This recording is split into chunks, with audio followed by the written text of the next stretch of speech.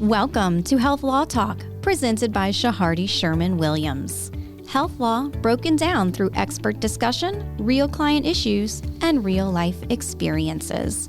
Breaking barriers to understanding complex healthcare issues is our job. And good afternoon, good morning, whenever you're listening to this podcast. Welcome to another episode of Health Law Talk here at Shahardy Sherman Williams. Rory, Bellina, Conrad, Meyer. Good morning, or good afternoon, Rory, right? Hey, good afternoon. How are y'all? Two of the top healthcare attorneys here in Louisiana that bringing you the latest and greatest on healthcare topics. And today is no exception. Today we actually have two special guests on the line. Right now, Representative Thomas Presley. Representative Presley, you there? I'm here. All right, fantastic. And in the studio came from all the way from Baton Rouge, Rory, Mariah Bowen. Quite the drive. Welcome. Thank you for coming down. And we want to thank both of you for being on the show today because it's going to be a very interesting topic, or multiple topics actually, dealing with the post-legislative wrap-up of some of the nice bills that came out for the Louisiana State Medical Society. Is that correct? That is correct. And thank you for having us. Well, fantastic. Well, for our listeners, what I'd like to do is sort of get both of your backgrounds. So I'm gonna flip it to Representative Presley, if you don't mind, telling the folks a little bit about yourself and your background, so they get an idea of who you are, and then I'll kick it to Mariah, and she can tell about herself, and then we could start with the House bills. Yeah, absolutely. Thanks so much for having me on. Again, I'm Thomas Presley. I'm the state representative for District 6, which includes portions of Shreveport and Bossier City. I got elected in 2019, was fortunate enough to run unopposed that year, and then, of course, came in 2020 and hit the ground running during the middle of COVID, which was a fascinating time to be in the legislature, especially as a first-term, first-year legislator. And I, in my other job, am a lawyer as well. I clerked for a federal judge coming out of law school at Loyola. Clerked for Judge Hicks up in Shreveport in the federal court, and have been practicing civil litigation since then. Well, thank you very much for that. I think that's a great intro. And now, Ms. Bowen, tell us a little bit about you. What is it that you do for LSMS? So I am I like to refer to myself as the resident troublemaker. I am the lobbyist or vice president of governmental affairs for the State Medical Society, and I've been there just a little longer than Thomas. I started in 2018, I guess. So glad to be here. Thank y'all for having us. Sure, no problem. And today, Rory, what do we have on the agenda? Because it looks pretty interesting. A topic that I think has needed to be addressed for quite some time. Yeah, I think today is going to be a really good episode. We're going to talk about a couple of acts that have now been signed by the governor going into effect in January of next year. Also, we're going to talk about a couple of things that didn't quite make it, get some opinions on where they went wrong or how they might be revised, and then looking forward into things that might come from Baton Rouge in the future. Great, absolutely. And with that, I think let's kick it off to Representative Presley. Let's talk about the Act 312. This was sort of in your wheelhouse, correct? Yeah, exactly. So Act 312 was originally a bill that I sponsored, dealing with and working closely with the State Medical Society to handle it. But we were dealing with the prior authorization and utilization management issues that are facing our patients and physicians in the healthcare space that everyone that has gone to a doctor has had to deal with. Basically, what we were trying to do is to put some frameworks in place for our health insurance companies so that they had a timely process. So for an expedited review, now there's 2 business days, which are urgent but not emergent situations. And then the standard review is 5 business days that people have to have a response back from their health plan.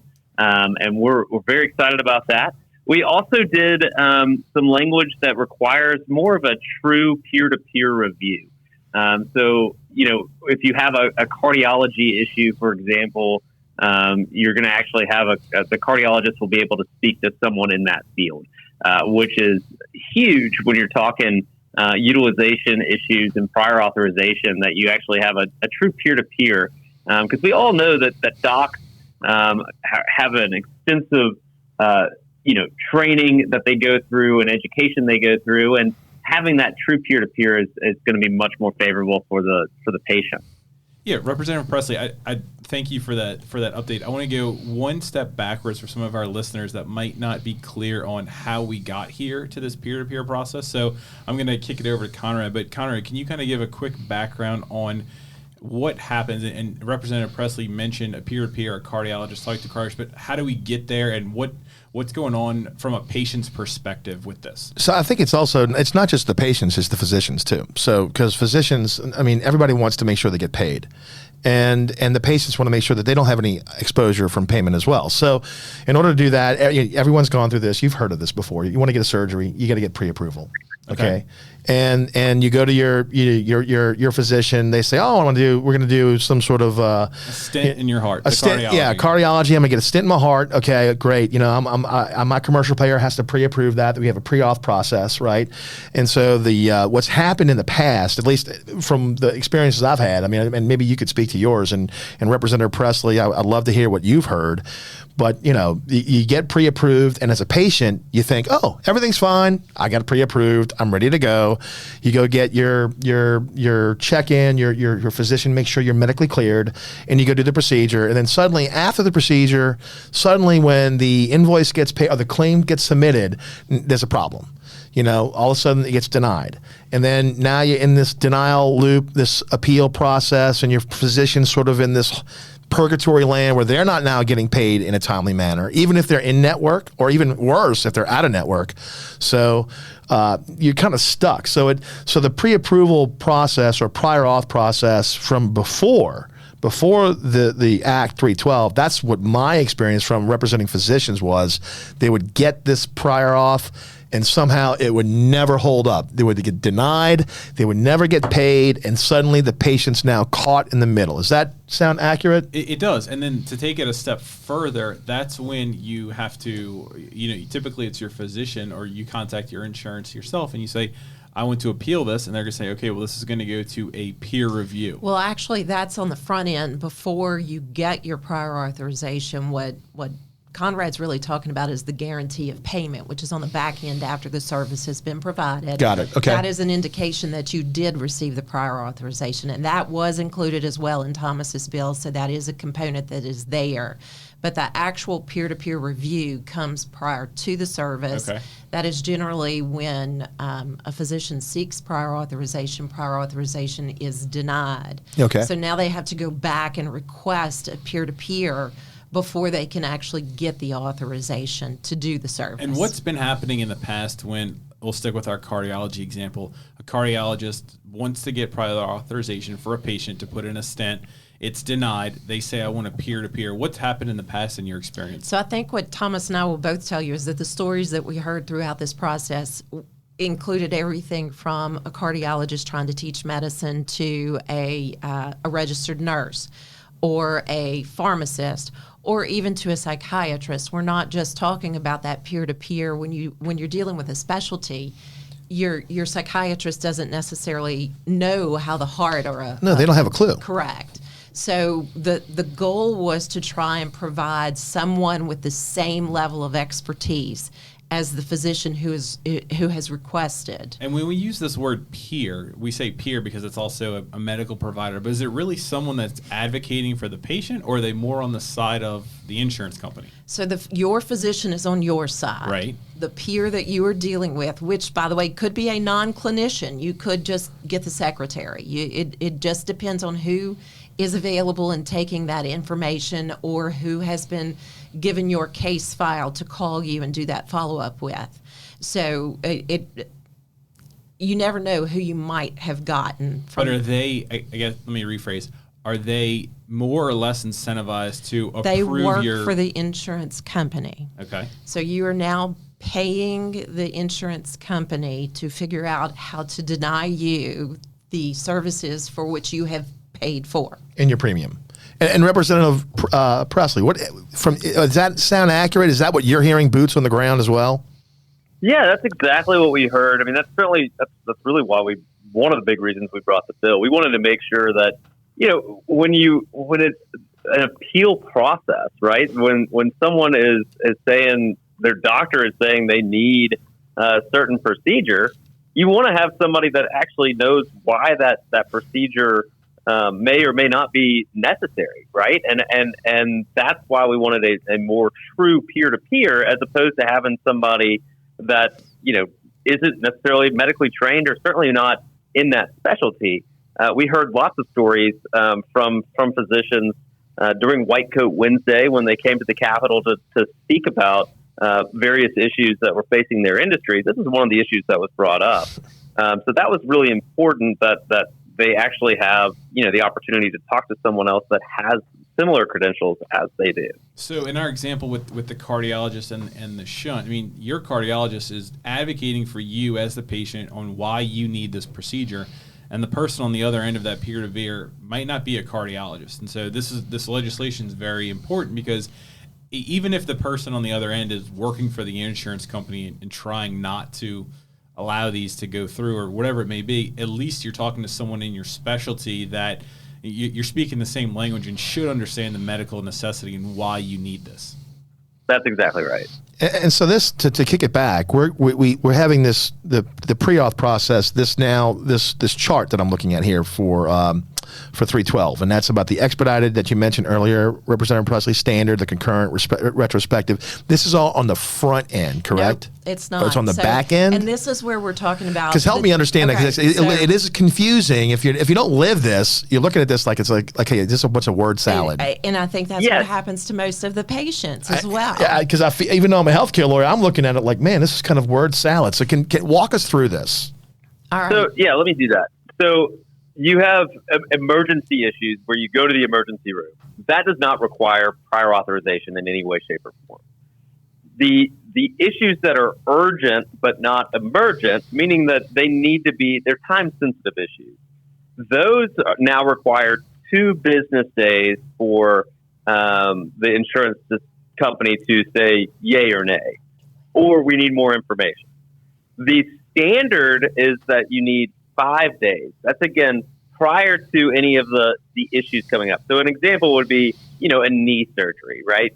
Well, the doctor can submit that paperwork and say, we need to do this. It's not urgent, but it's, we're ready. This patient's ready to have the knee surgery done. So that would be 5 business days that they were able to delay or have a response back to the physician and to the patient on whether it was approved or not. And if it's done, either in the 2 days or the 5 days, it has to remain open. It's a valid prior authorization for up to a minimum of 3 months. So they can't claw it back. They can't claw back. They can claw it back, but it has to remain open for 3 months. Okay. So if you go so long as you have that surgery within 90 days, you're good. It's valid and it's approved. So a concurrent review is an in-hospital stay. So that's somebody that's in the hospital, your physician's saying they need to stay another day. And the concurrent review, they have to get back to the physician in the hospital within 24 hours to say whether that patient can stay or not, which makes sense, right? I mean, that's a even more you got a short fuse sensitive issue because you have somebody that's in the hospital. Right. Now, the last one is the retrospective review, and that's really for people that have been in the hospital where the service has already been performed. And obviously that's not as time sensitive because the service has already been performed. The person's likely already out of the hospital, and they have 30 days to determine if that was a valid procedure at that point. So that's really more on the hospital side than it is on the doctor side. And I'm just going to add to the word salad for half a second here.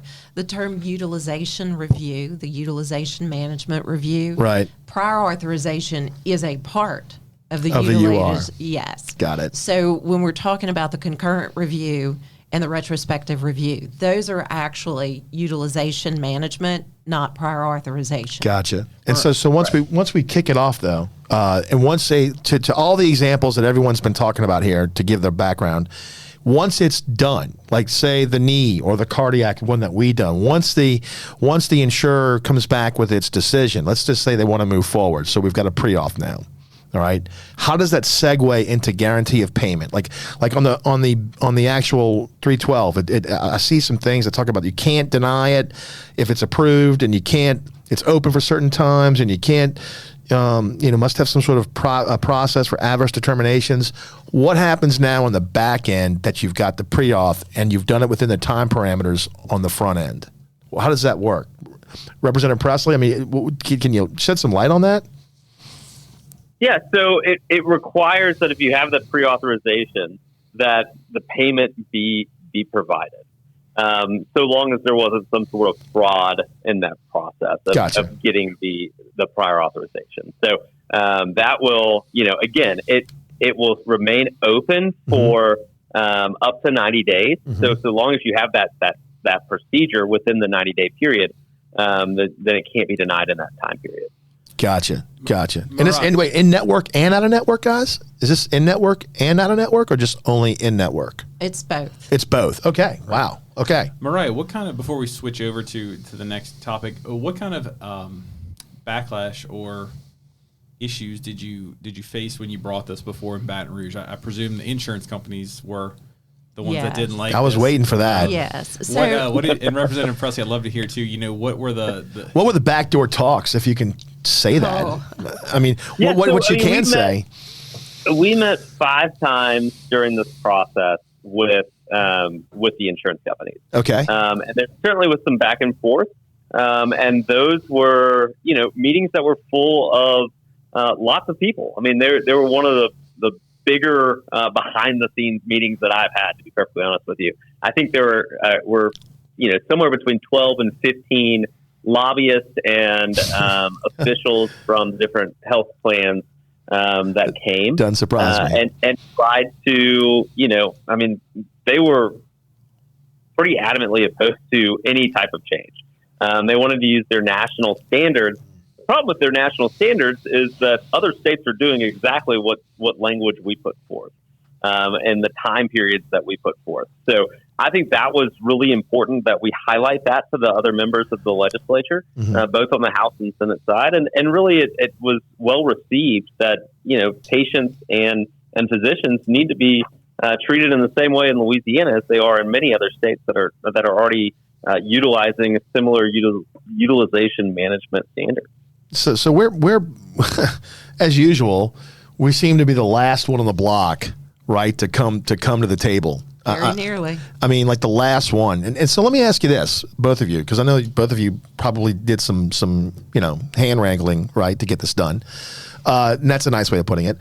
What was, I mean, was there any discussion of like, hey, look, insurance companies, like, guess what? I mean, you're just going to have to get used to either work with us now or get hammered later, kind of thing. Maybe I don't know if I could say that, but but work with us now because times are changing and we're way behind, and we need to get things moving for both patients and physicians and providers.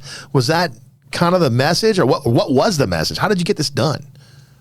So yeah, I think LSMS has done a good job over the last 4 years during my first term.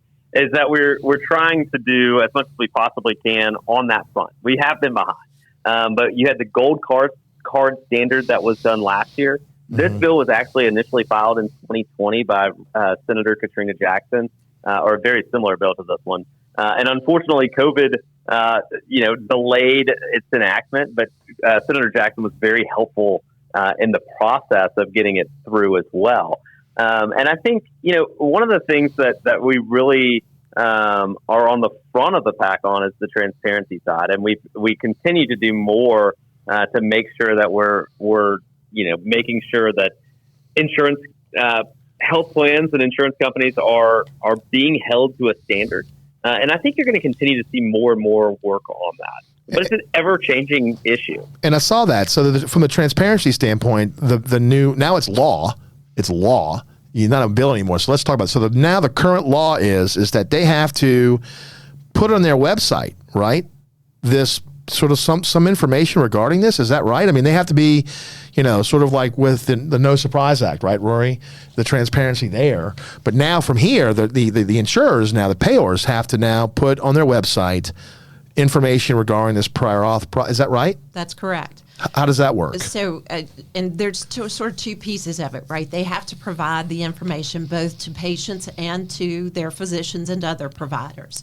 But they also have to file quarterly reports. They have to file an annual report broken down with the DOI? quarterly, with the Department of Insurance. Okay. That is specific to prior authorization, those services that they do prior auths for, how many were denied, how many were subsequently approved after a peer-to-peer or anything that takes you through that process. It just the whole thought process of shedding that transparency in other states. What we're seeing from other states is that just because they have a piece of legislation that is like this, it has actually made a significant change in what prior authorizations do occur, because they're having to report it. So Thomas is right. We are on the forefront on that. I think there may be 3 or 4 other states that have something as unique as we do that goes as far as we do. And so this is Act 333 that we're now referring to. So correct. And publicizing this information, what do you see that helping? How do you see that helping the consumer or the patients? Either one of you, by having that information published. I mean, I presume it's going to allow you, maybe when you're picking your plan, to see, which payers or. I think it was billed both. It was billed for physicians and patients. So the physicians, I mean, is that true? I mean, That's true. So it's not just the patients, because if I'm the physician, I mean, if I have to fight prior auth every time I'm trying to do something, that's a problem. Yeah. I'm going to ask this question. Well, and I think it's from a free market perspective, right? It's going to hold them accountable, right? I mean, you don't want to be the worst one on the list either. And I also think that it honestly provides LSMS and the state legislature a lot more information about, what's going on, with these pre-authorization requests and denials. And then maybe we have to do more on our front as well. I can promise you that, Representative Presley. I can guarantee you, nobody reads the data like you're talking about right now until it happens to them or a close family member of them. Then suddenly the world has to stop. But I agree with you. And that's the question I would ask of all of us. What's right? that? The 4 of us are all very much involved in the healthcare world. Right. We understand what we're looking at. We understand what we're talking about. We all have health insurance policies. Do any of the 4 of us actually know what our policies cover? I don't. We have those cheat sheets, that say, here's your deductible and here's all that, but they're particular language. No. You don't. Right. We are relying on our physicians to help us wade through a contract that we have executed with a different party. Well, how many of you have heard from physicians? I mean, Rory and I can tell you this right now, have said, I want to practice medicine. I am tired of dealing with paperwork. Please, someone help. Yes. Yeah, absolutely. Or please help with, don't tell me how I need to code this to get it approved. Like, I will do the procedure and everyone else handle the rest. Right. No, I think that's exactly right. And I think physicians are tired of having to deal with it. My dad is a physician in Shreveport. And, his staff has gone from, being fairly small to growing because of the need to deal with the paperwork because of health insurance plans. I mean, it just doesn't make sense from a cost perspective for the patient as well as the plans. Honestly, they don't want to pay anybody for anything, and it just makes no sense. And I heard a lot when I filed this bill from physicians that all were saying the exact same thing, which is we're tired of dealing with the paperwork. It's become a bureaucratic burden to practice medicine. We want to be able to do our job that we're trained to do, and it doesn't include filling out the paperwork. And so this includes, now we kind of segue from Act 312, that was your bill under HB 468, now it's law, to Senate Bill 188, Act 333 from Senator Stein. That's also now law, correct? Both effective 1/1/24. There we go. So it's coming down the pipe. I mean, Yes. it'll be coming down in the new year. Interesting. So I think this is a good opportunity. Now we're going to seg into a different area. Oh, you want to say one more thing? Mariah has one more thing. Let's go. That's shocking. I have nothing to say ever. No, you don't. Right. You're good. I will tell you that if you ever really want to watch something that's fascinating, go back and watch Senate Health and Welfare on May the 17th of 2023. That is the day this bill was heard. Really? On committee? What happened in committee? How about that? It was fantastic.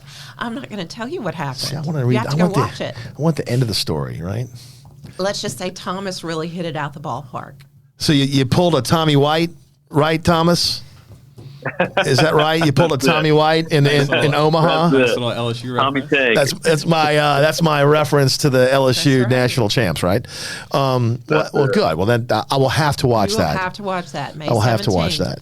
All right. So do we want to pivot over to? We are. House Bill 471. That's correct. And I think that deals with, is it the pharmacist bill? That was It the, was the pharmacist we're going to bill. call it what? The pediatric vaccination bill? Is that what we're calling it? That's the easiest way to explain Don't you? it. I love the way they put terms on it that really don't even relate to what really sometimes. It's a pediatric vaccine bill. It's great. Everyone should love it because it's pediatric vaccines. But when you peel the onion back, it's kind of like, well, is it really that? Is it? I don't know. So what was this? What was this? What happened here? Thomas, you want to start it or you want me to start it? I'll Why defer don't to you go ahead? I'll jump in. All right, what happened, Mariah? So for the last several years, we've actually seen pharmacists or pharmacies. I'm going to probably segue this a little bit into what we're referring to the Right. corporate practice of medicine as well, because you're seeing a lot of national pharmacies try to push down into their pharmacists a requirement that they actually get more involved in providing healthcare services. One of those being vaccinations. Whether or not you believe in vaccinations, we have laws in this state that require children to get certain vaccines before going to school.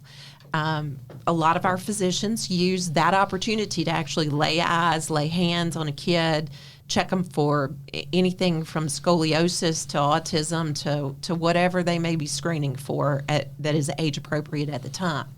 If you take those children out of the pediatric home and you allow a parent to skip that process and just go to a pharmacist for a vaccine because it's required for your kid to go to school, you're removing that access to a pediatrician, to a physician, to someone who can provide a holistic care. So the last couple of years, we have seen national pharmacies in particular try to push down this effort to take those pediatric vaccines and bring them into a pharmacy and provide those shots. This was an effort to do that. Right now, 17 and above can go to a pharmacist and get their vaccine. Under 17 cannot. And you have many reasons that you don't want them to do that. You don't know what contraindications a child may have that's related to another a prescription that they may be on. A pharmacist can't see in the background of their medical record. They may not know that a pediatrician skipped a vaccine for a good, valid reason. And the first thing that happens to you if you've ever gone to get a vaccine within a pharmacy is they say to you, oh, I see where you skipped this one or you missed this one. Let me catch you up. So you don't want them placed in the position of having to figure out why my 10-year-old doesn't have that shot, right? So the whole effort is aimed under the terms of access to care, but I think we would argue that that's not the best way to do this. So it's a quality issue. So they're saying a quality? Yeah, I have a basic question for you because I'm thinking about this from a practical standpoint. Because you represent a lot of pharmacies. I do. So we have to, boy, I do. we I do have a lot got of the pharmacy enemy in the clients. gates. I'm kidding. No. But go ahead. You represent a lot of pharmacies. He does.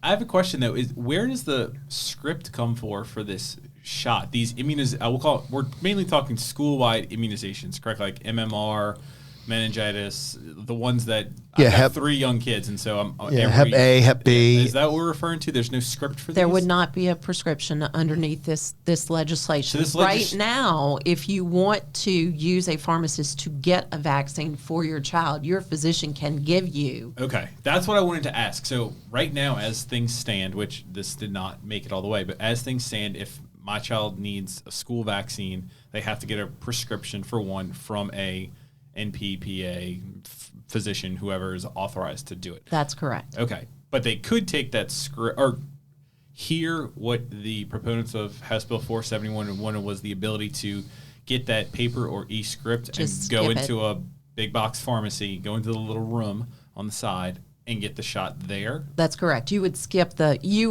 need for a prescription. It would be like it would be like going to get vitamins off the You would shelf. Correct. skip- okay, so there would be no analysis, no That's assessment. Prescription. You would not go in with a paper That's right. script. Right. Okay. And today we do have a lot of physicians who work in particular with their independent pharmacists that are small in rural areas. A lot of that already happens because it's much more economical for the pharmacist to store vaccines Right. for 5 or 6 physicians than it is for you. Okay. You and I live in metropolitan areas. Right. When we go, we get our shot from our physician. Correct. So this is a money But I grab. think This that's is a money grab. You think? I mean, is this sort of like a money grab, or is this a power play? I mean, kind of both, maybe. But I mean, how much are we talking about in terms of actual dollars?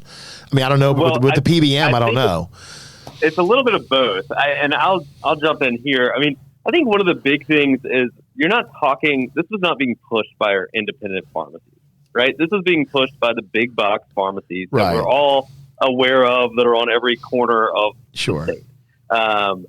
And you know, the cost of the vaccine really isn't that high. The issue is they're getting them into the store, and so it's what else are you buying, right? I mean, I think when you look at the actual price of the vaccine, there's really, you know, it's not negligible that prices. big of a Kind of like let's get them in here prices first, and then we'll get them to buy the cookies. Exactly. Exactly. I think that was part of it. Or the And I think cigarettes. What's the that? frustrating part. Right. True. But the frustrating part for this was, you know, they didn't want to have any type of requirement for the pharmacist or the pharmacy tech that was giving the shot to have any, you know, standardization of what to do in the case of an emergency. You know, they were adamantly opposed to that. And they were also adamantly opposed to allowing kids that are on Medicaid to be able to get the shots as well. Which begs the question again. So wait. Did I hear that right? Did I just hear that? So everyone else but Medicaid can get this? That was part of this bill. They were not including the Medicaid kids in the bill. Why? So, Why? that begs the question of why are you creating this you know, the classism? That's if you're actually trying to help kids. I mean, those two things seem common sense.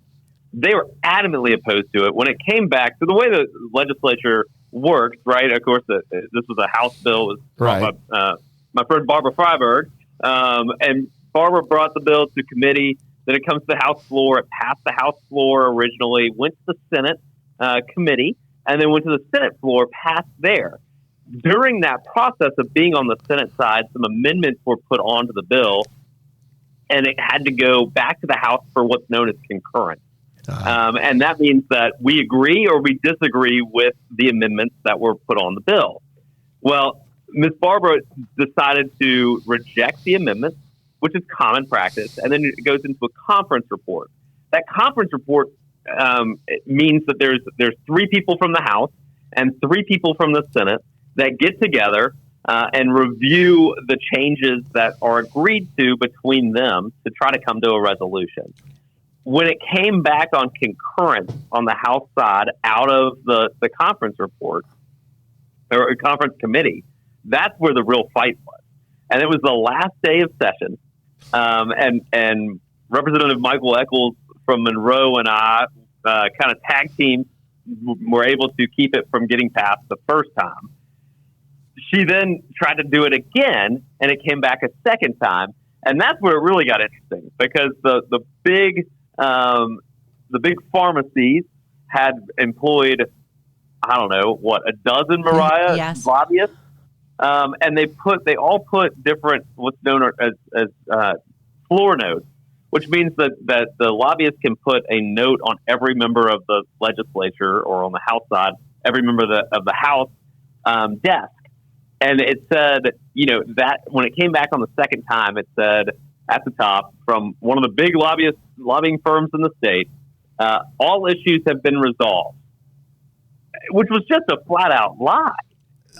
It didn't address the issues that the health community and the physician coalition of Louisiana had and continued to have as we moved forward on the bill. And I went to the floor for the second time and said, this is just a flat out lie. The medical society is opposed.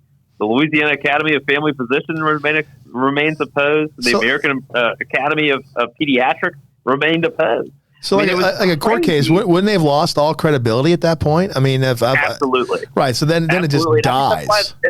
and I think that's why it died. Okay. All right. There you go. I really do believe that was a big part of the reason that bill died. So the argument for this, or the argument for this to have made it further, would have been that this is going to increase access to immunizations. That's the argument. That's what. Right. Was that the selling point? That was the selling point. But they're not going to allow the Medicaid population to take advantage of this. Doesn't that sound screwy? It sounds counterintuitive because it's contradictive. I think that's where the most need probably is. Well, there are 50% of the children in the state of Louisiana are on Medicaid. Right. And they're going to carve out 50% of the children from being able to That's why you take advantage scratching your head. The amendments that were put on the Senate floor would have required that if you're going to participate in providing vaccines to pediatric patients, you would be required to accept Medicaid. And the other amendment that was put on required anyone that was putting a shot in a kid's arm had to have pediatric advanced life-saving training. PALS. And they were against that? Both. Wow. Okay. What does that say?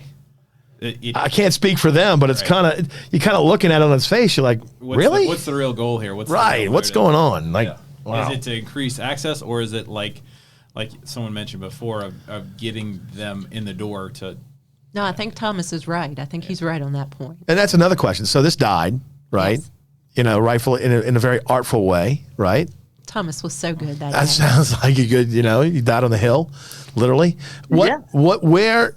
Are we going to see this come back? Is the pharmacy board coming back and trying to do this again next year, you think? I mean, I don't know. Is next year's a fiscal or legislative? I don't even know. Next year's anything. Yeah. Anything goes. Okay. Anything goes, and I'll be shocked if we don't see this bill again next year. The amount of lobbying that went on, and honestly, the number of lobbyists involved 12 on the vaccine side. So how many lobbyists does it take to give a shot, right? 12, obviously. 12 lobbyists to give a shot. Representative Presley, what was the was the Board of Pharmacy involved in this? What was their stake or position? They were not. I'm not sure if they were involved or not. Okay, so it wasn't the board. This was the industry. Okay. Correct. So I have to be very careful what I say about that. But it was really being pushed by the two big box stores, right? I mean, it was being pushed by CVS and Walgreens, period. Okay. Sure.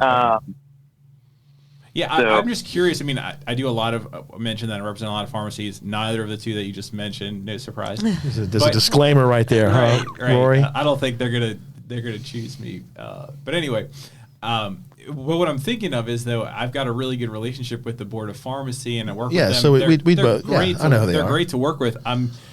I'm curious what their position would have been on this because now they were actually just neutral on this one. Well, they have members on. They have licensees. I'm going to refer to them as licensees. Right. They would have licensees on both sides of the issue. I think they would have been in a position. Anything that expands the role of a pharmacist in terms of encroaching on the Medical Practice Act, I think.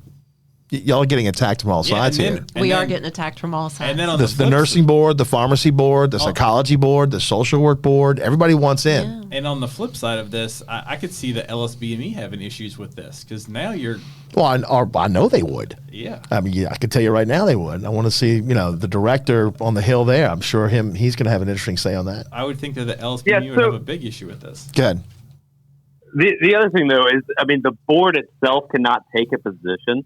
Because it's a state entity, our code of ethics in Louisiana requires them to not take an official position. Now, their association certainly could have taken a position, but as far as the board itself, they can't take a position. Got it.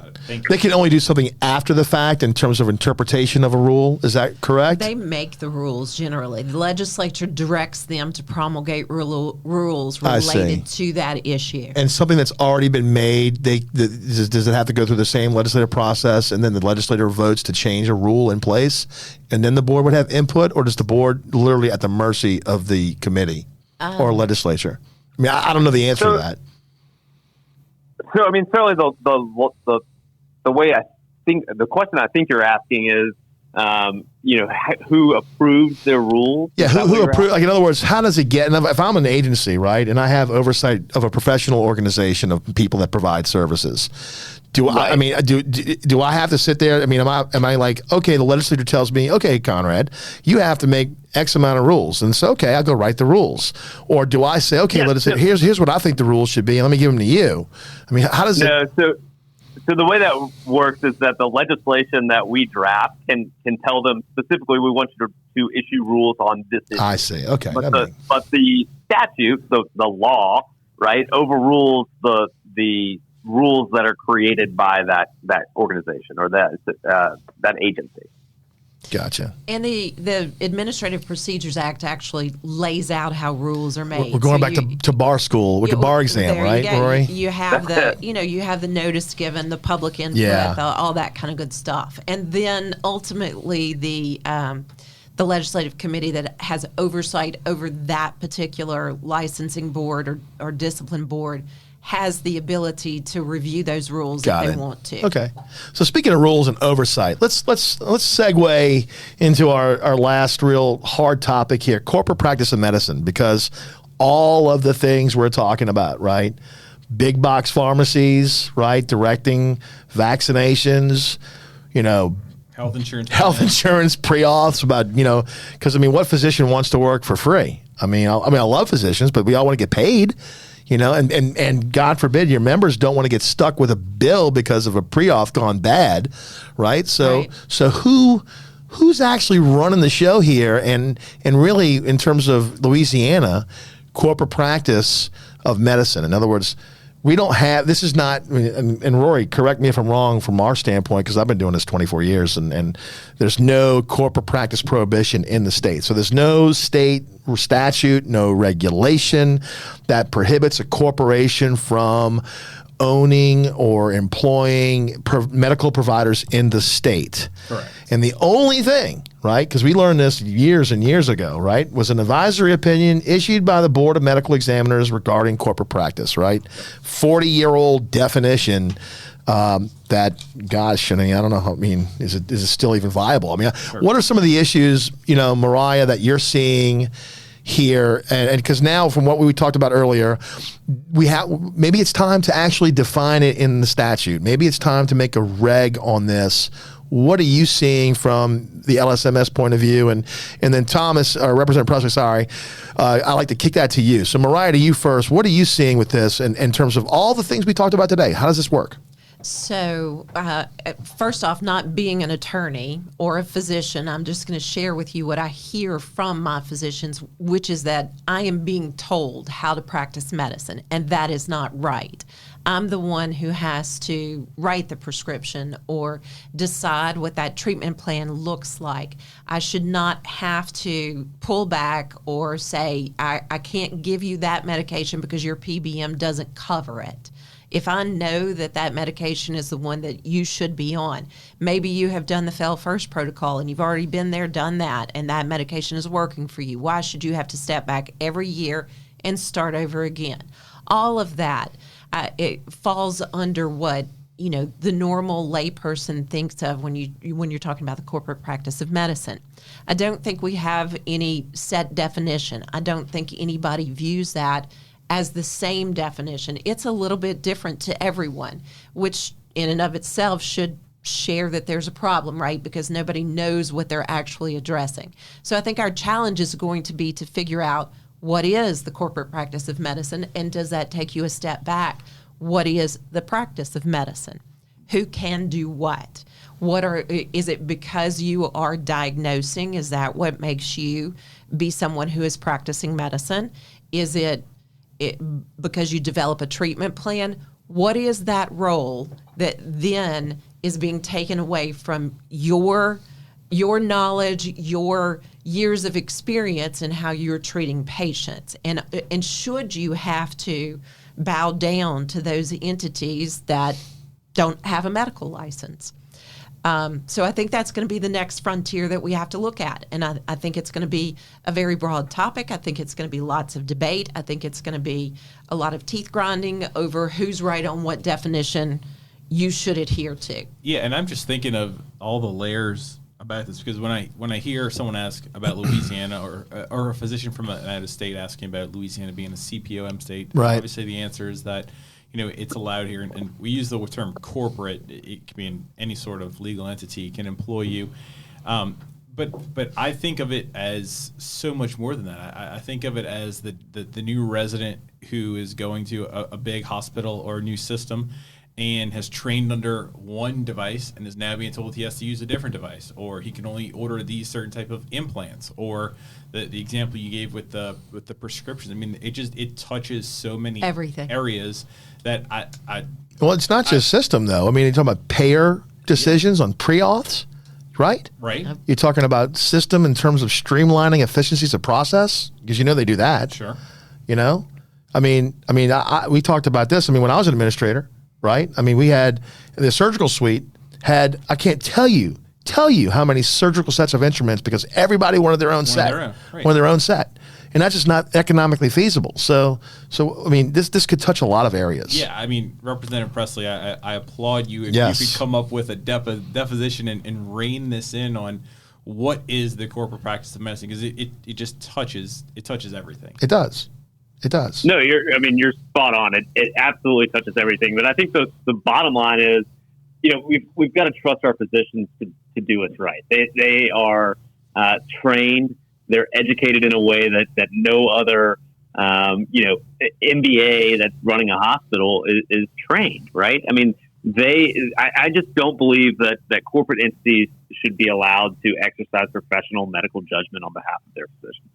And medical professionals generally, right? I mean, I think you see this, and you see this attack on our physician community generally, that just it continues to get more and more every year. I mean, you saw it from a nurse practitioner standpoint, trying to say we should have the same rights as doctors, and really, open up fully the practice of medicine. You have the same thing with the PAs. Not prior authorization, but physician's assistants, right?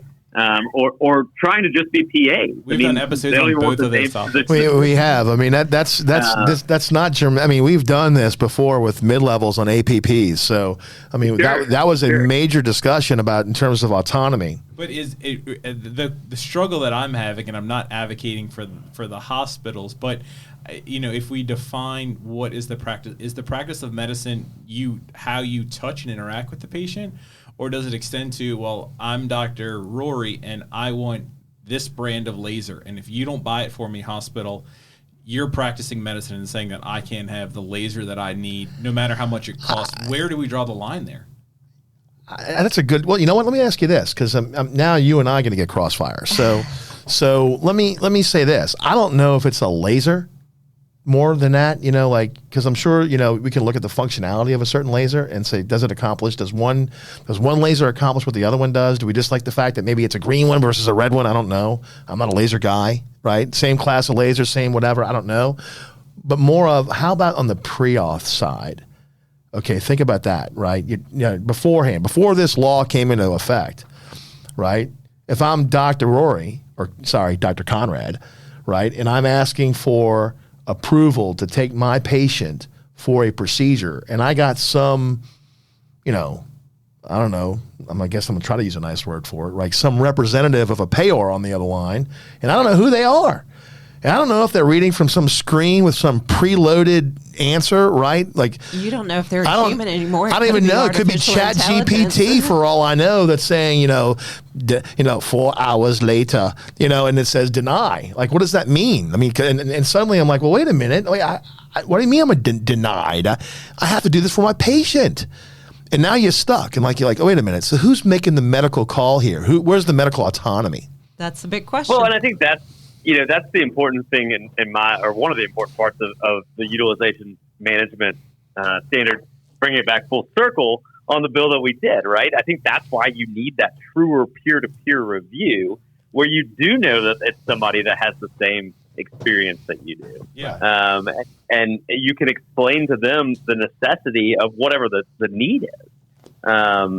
So, on that front, I think it makes a lot of sense. On the hospital front, I think it's a different, more complex story, probably for another podcast at another time. Yeah, no, I agree with that. Because I just can't wrap my head around defining. Well, we did, though. But how do you define what is the practice But of we medicine? did. It's always been the medical, it's always been the medical decision-making process, the autonomy of the provider. That's, to me, and you and I have had this battle, where it's always the medical. If you have free autonomy in your medical decision-making process, then you are not governed by that corporate entity. I don't know that a physician cares what color scrubs they wear, right? No. They just care that they get to provide actual medical care To the patients. Yes.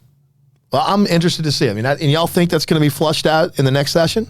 Well, I think we'll start the conversation. I would love to hear the backstory behind this, because it not only affects you, but from what Rory and I do with our clients, we're on the front line. So we get asked this question. I mean, how many times, Rory, have you been asked the question, I want to start a company. I am a non-physician. Can I employ physicians? How often have you heard that? A lot. A lot. Ton. We've heard that a ton. And I always say, of course you can.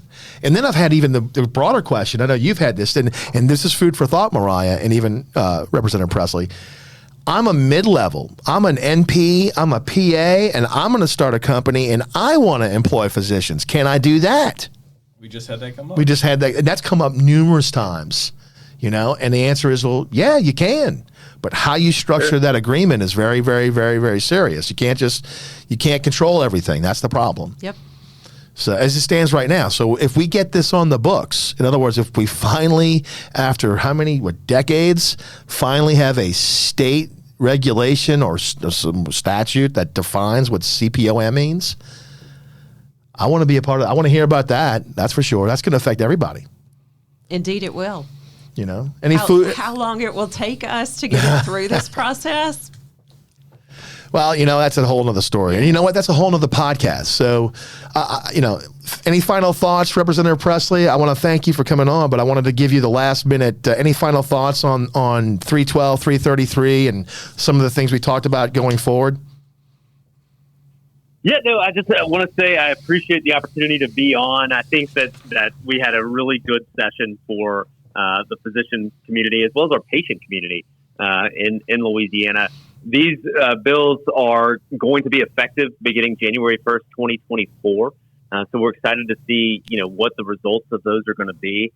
But again, I think when you couple these two bills with the gold card bill that was passed last year, I really feel like we are headed in the right direction on utilization review and the process of making sure that our patients can get the healthcare services that they need. Absolutely. And Mariah, last words, final thoughts from the LSMS Tower in Baton Rouge? I am very appreciative that y'all allowed us to come play with you today. And I thank Thomas for everything that he did this session. Any peeks behind the curtain before we go on what y'all have in mind for next session? Can you open the Pandora's box or the bag of secrets? Can let us know? I think we're going to have to deal with elections before we go there.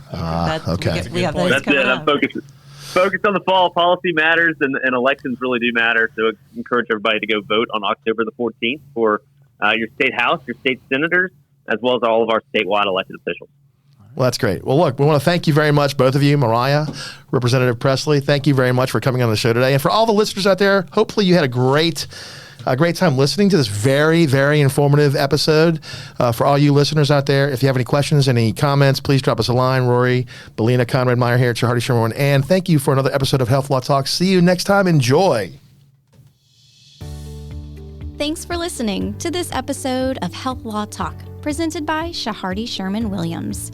Please be sure to subscribe to our channel, make sure to give us that 5-star rating, and share with your friends. Hardy Sherman Williams is providing this podcast as a public service.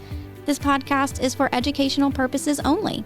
This podcast does not constitute legal advice, nor does this podcast establish an attorney-client relationship.